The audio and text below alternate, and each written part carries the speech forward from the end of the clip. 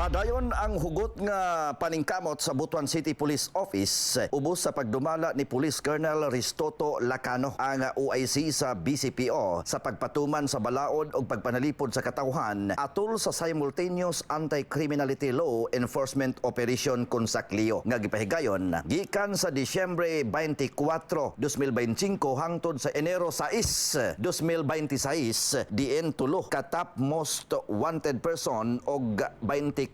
ka mga wanted person ang malampusong nasikop. Ni adtong Disyembre 24 na aresto sa mga operatiba sa Butuan City Police Station 3 si alias Roy, top 5 most wanted person sa station level og municipal level. Pinaagi sa warrant of arrest tungod sa kasong rape by sexual assault og violation sa Republic Act 1716 nga gipagula sa Regional Trial Court Branch 1 Butuan City. Sa maong adlaw, nadakpan usab sa gipatuman sa Butuan City Police Station 1 ang warrant of arrest batok kang Green, most wanted person didto sa Cagayan de Oro City Jail tungod sa duha ka counts nga pagpanglugos nga walay girekomendang piyansa. Samtang sa laing bahin nasikop usab sa mga personay sa Butuan City Police Station 4 si alias Mac ang top 9 most wanted person sa regional level tungod sa duha ka counts usab sa pagpanglugos nga wala usay girekomendang piyansa. Ang malampusong operasyon nagpakita sa dedikasyon sa kapulisan sa BCPO sa pagsiguro nga ang tanang nakahimo og krimen madubag sa balaod og isip kabahin sa padayon nga paningkamot sa pagmintinar sa kalinaw og kahapsay sa dakbayan. Mga katrupa, aron dili madakpan ng atong panglawas sa mga nagkadaiyang balatian, mag-Santon Plus Gold ug Santon Vitamin C. Alang sa nagkahiusang Pilipino para sa Pilipinas, Junje Lebrias, ex-FNP.